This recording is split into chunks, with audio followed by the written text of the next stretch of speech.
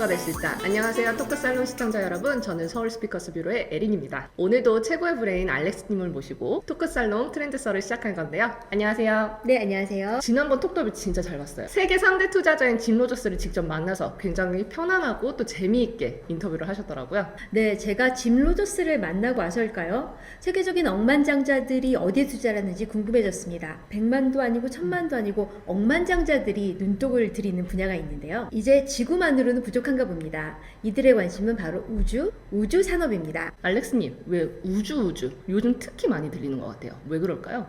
저희가 연초에 트렌드썰에서 CES를 한번 재조명했던 걸 기억하시죠? 그때도 말씀드렸지만 저희가 이 전 세계적인 가전쇼에 이전에는 참여하지 않았던 기업이 참여해서 저희가 한번 주목을 했던 적이 있습니다. 바로 그 기업이 시에라 스페이스입니다. 사실 우주 산업, 우주 관련 기관이라고 하면 저는 나사가 제일 먼저 떠오르거든요. 근데 시에라 스페이스는 그렇게 익숙하지는 않습니다. 시에라 스페이스는 미국 최고의 항공우주 스페이스테크 기업인 시에라 네바다 코퍼레이션의 자회사인데요. 이번 전시회에는 시에라 스페이스의 대표작인 드림 체이서를 가지고 나왔죠. 드림 체이서는 우주 정거장의 물류를 나누는 셔틀인데요. 근래의 우주 산업의 영역이 기존의 국가 중심에서 민간 영역까지로 확대되면서 세계적인 기반의 전시회에 이런 민간 기업이 우주 산업의 한 기업으로서 참여하게 되었습니다.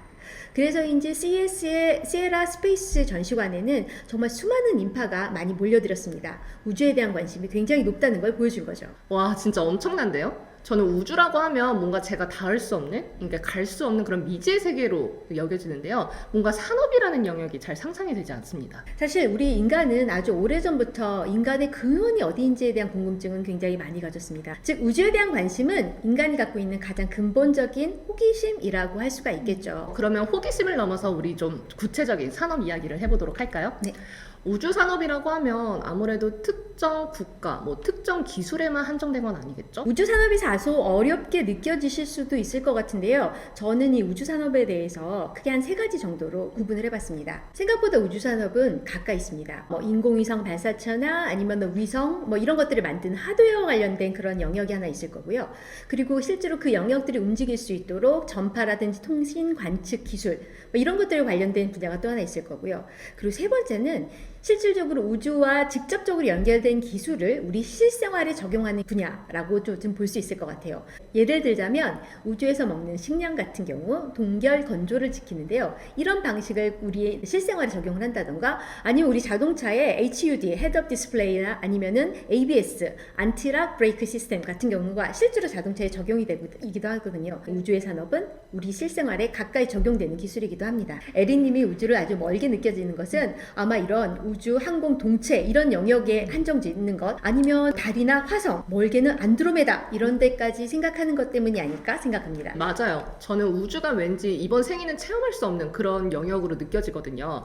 만약에 우주 산업이라는 것이 우리 생활 속에 녹여 있어서 뭔가 접점이 있다면 좀 더 현실감 있게 느낄 수 있을 것 같습니다. 네, 사실 좀 안타깝게도 우주 산업이라는 게 단기간에 성과가 나오는 게 아니라 아주 장기간 그리고 굉장히 큰 예산이 투여되는 그런 사업이기도 합니다. 최근에 미국은 우주 산업을 국가 경제 성장 동력으로 간주해서 나사를 통해서 연구와 그리고 산업 개발에 필요한 지원들을 좀 할 수 있도록 하는 경제적인 예산을 통과시켰습니다. 그리고 지금 우주 정거장이라는 문제가 있는데요. 우주 정거장에 다양한 과학 실험이나 인류의 질병과 관련된 실험도 진행을 하고 있고요. 미국은 2024년까지 달에 사람을 다시 보내고 연구 유인 기지를 만들겠다는 아르테미스 프로젝트를 실행하고 있습니다.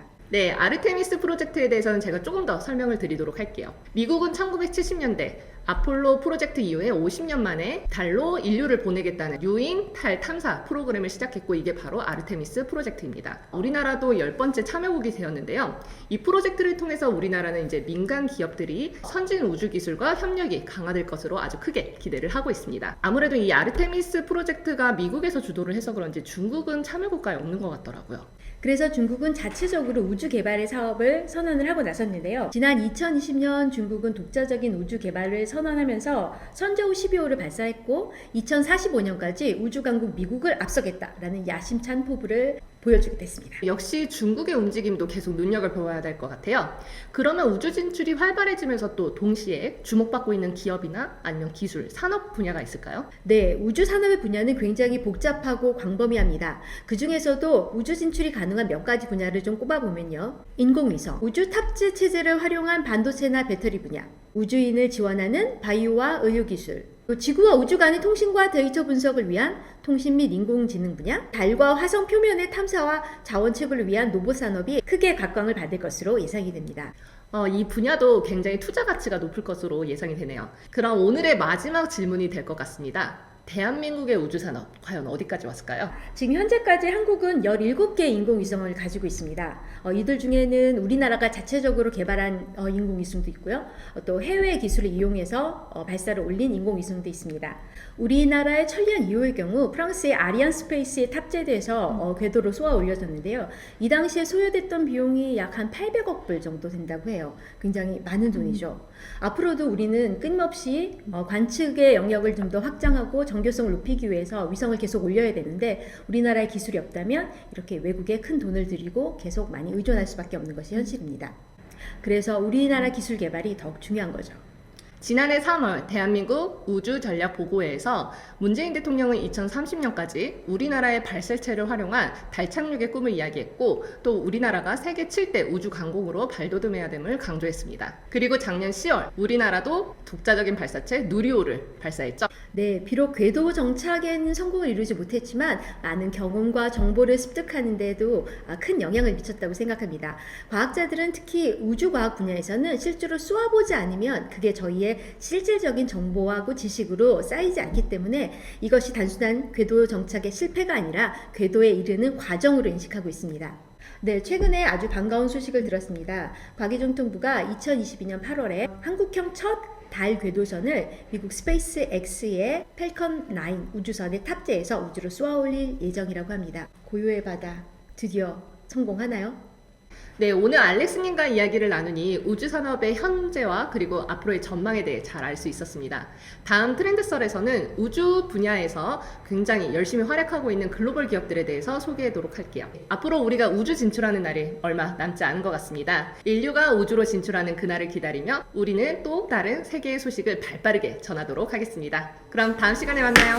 안녕!